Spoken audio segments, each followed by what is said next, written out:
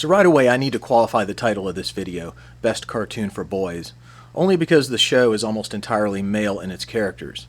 It is a product of its time, and it's based around military forces from a time when women universally didn't serve in the military, so nearly the entire crew of the Yamato is male. The gender balance is restored by the fact that the most powerful forces in the Star Blazers universe are female, and they're very female and very powerful. It is a very old cartoon, more than old enough to qualify as an antique or as vintage. Many of the kids who watched this show as kids back in the day are now grandparents today. Kids used to watching today's cartoons or playing Xbox and PlayStation games in 2021 should understand that this cartoon will look very old-fashioned. But just like all old things, just because it's old doesn't mean it's no good. Star Blazers is an action-adventure cartoon in space. It is a Japanese production featuring the anime style of animation, and it is one of the earliest examples of this artistic style. It might be the best cartoon available for kids to watch today because it gently introduces many adult themes into their conscience. These themes would include death. This isn't Game of Thrones where people are dying all over the place, but people are going to die in this cartoon. What makes it so good for kids is that it introduces the reality of death in probably the gentlest way possible, and with the healthiest perspective possible. Major characters will die in this cartoon, and this alone was almost unimaginable for American cartoons in this era. This makes this cartoon much more exciting to watch because you really get behind your heroes and you grow to worry about them. As serious and adult-like as the American version is, the Japanese version was even worse. So it was so dark that the American producers of the show actually had to make some changes. They had to take some scenes out. They had to change the transcripts around a little bit, so when they were saying one thing in the Japanese cartoon, they'd be saying something completely different, like the complete opposite. Where in the Japanese cartoon something would happen and they would be saying on the radio, there's no survivors, everybody is dead, or something to that effect. In the American version, they would show somebody flying away and they'd be like, I got out just in time, sir. Even with those changes, even with the cleaning it up a little bit and making it a little bit more child friendly, even with those changes, this is still a very heavy cartoon. So what is Star Blazers all about? Let's fast forward 200 years into the future. The Earth is under planet-wide attack by a hostile race of aliens. These aliens are bombing the Earth remotely. They are bombarding the Earth with their planet bombs, which are basically interplanetary ballistic missiles with nuclear warheads on them.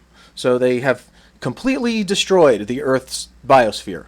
All the forests, all of the plant foliage have been wiped out. The oceans are completely destroyed. They're completely dried up. There is no longer any water present on the Earth's surface. Humanity's technology has grown so advanced by the year 2199 that we are capable of living deep inside the Earth's crust to escape the radiation and the climate on the Earth's surface. We can breathe, we can grow our own food, we can build entire cities deep underground. But we can't stop the alien assault, and it's only a matter of time before the radiation will seep down through the rock deep enough and kill what human civilization remains. Humans that are living inside the Earth are the last of their kind. Scientists on Earth estimated that people have about 1 year left before sustaining life, even deep inside the Earth's crust, is impossible. Unfortunately, in the year 2199, human beings have still not developed the technology for faster-than-light space travel, and we're mostly limited to staying within our own solar system. There is a glimmer of hope for the survival of the human race, and this is how the show actually kicks off. When an angel from many light years away gives us plans for an advanced new engine technology that will allow us interstellar space travel for the first time by warping time-space. And so work began immediately on Earth's first starship, incorporating this new wave motion engine into its design.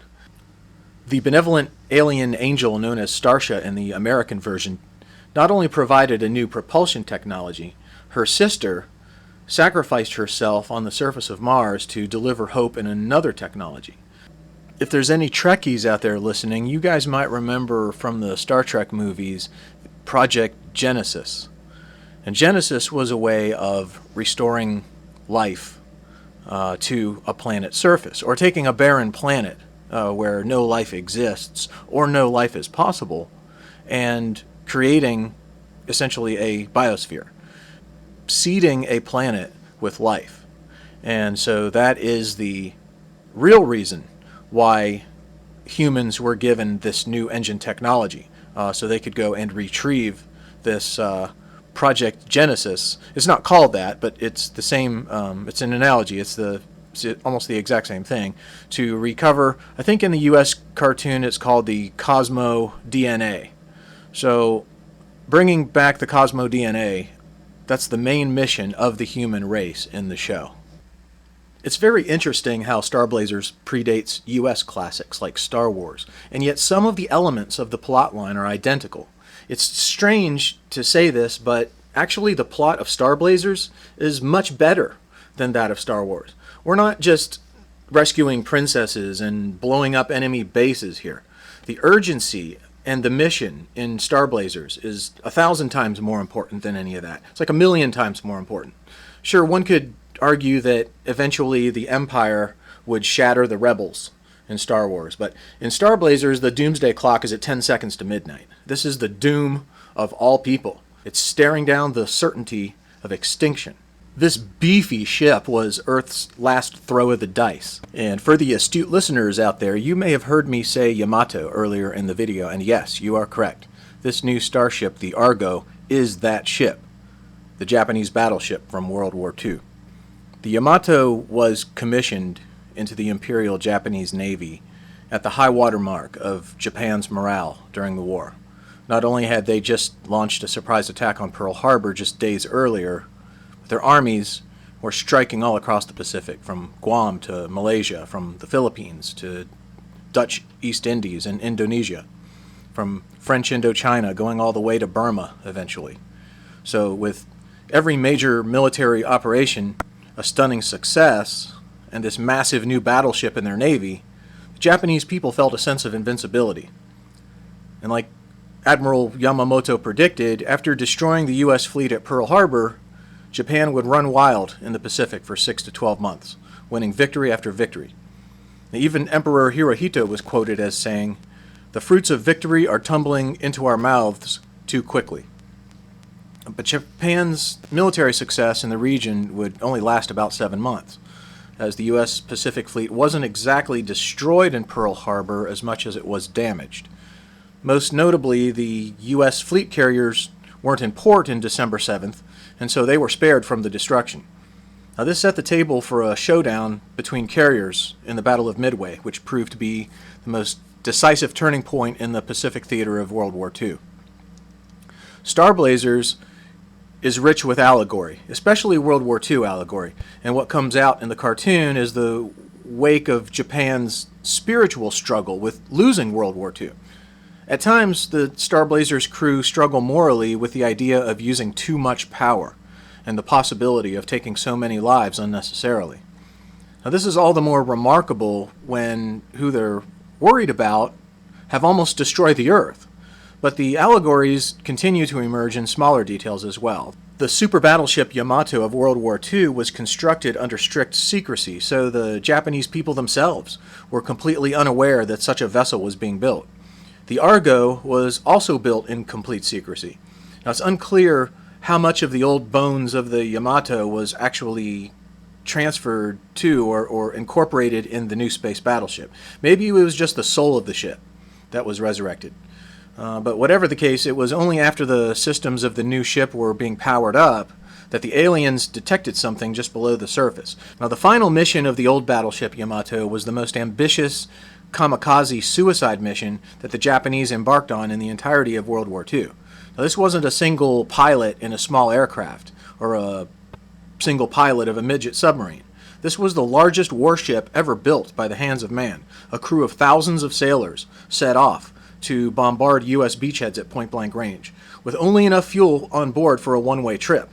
So they knew that there was no return. I mean, I think the entire crew of the Yamato knew this. I'm not sure. I know a lot of people on board knew. I presume that the word would have gotten out, and basically everybody knew that where they were going, there was no coming back.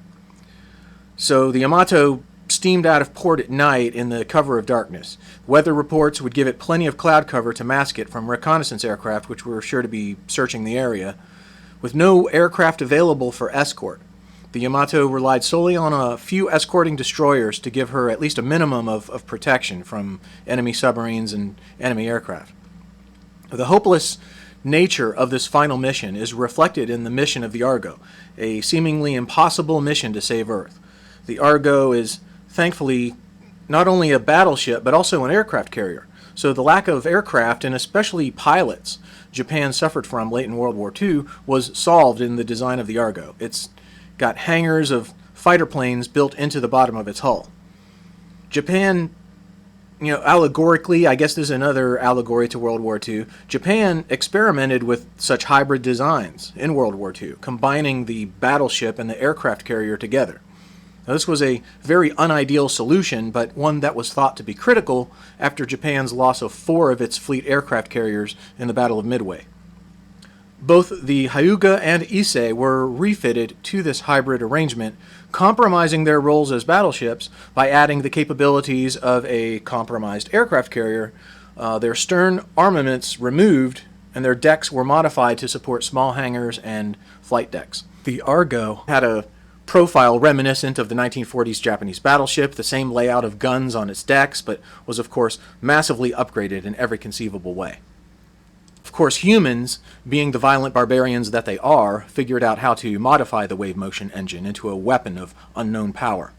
This is yet another allegory of World War II, the way the Manhattan Project produced a weapon of unfathomable power that scientists at the time couldn't accurately estimate the limits of. A crack crew of hundreds of Earthlings was selected for the mission. Earth's most capable naval commander was chosen as the Argo's captain. The most competent fighter pilots would provide the Argo's combat air patrols, which resolved what was arguably the World War II ship's greatest deficit when it was sunk by hundreds of U.S. warplanes without any air cover to defend it. So Star Blazers is definitely one to watch if you wouldn't mind that your kids watch a show with a moral backbone. All your kids will know is that they're watching an awesome cartoon that's fun to watch, and it makes them care about what happens next to their favorite characters. Star Blazers delivers elements like honor, courage, integrity and honesty, love and sacrifice, duty and discipline, respect for our elders, with an underlying sense of right and wrong in almost every encounter the crew experience on this amazing adventure. So in closing, I would ask, how many cartoons in the past 40 to 50 years have so much to offer as this? But that's not good enough of a question anymore. I'm going to ask a different question. How many shows for adults out there today are packed with so many values wrapped up in a moral backbone like this? So post your best in the comments section below. I would love to hear your ideas. We've thrown so many of the sources for our morality out the window that we can barely even acknowledge morality itself anymore without engaging in petty, better-than-thou arguments about it. It's gotten so bad that immorality is almost a necessity. Maybe not immorality, but certainly amorality. We've just scrubbed all the morality out of our culture, out of our society. It's almost like a badge of shame to try to go around with some kind of a moral complex, because everybody's going to look at you like, oh, where did you... What's going to be the problem? You hold on to a moral belief that they don't, and if it's not a popular moral belief, then it's another moral that you can throw out the window. That's where we are as a society today. In a stifling 21st century world where we're literally choking on the air we breathe, Star Blazers offers a reality that's infinitely worse than what we're experiencing in the world today. The Star Blazers crew would probably laugh at our 21st century problems and celebrate their inheritance.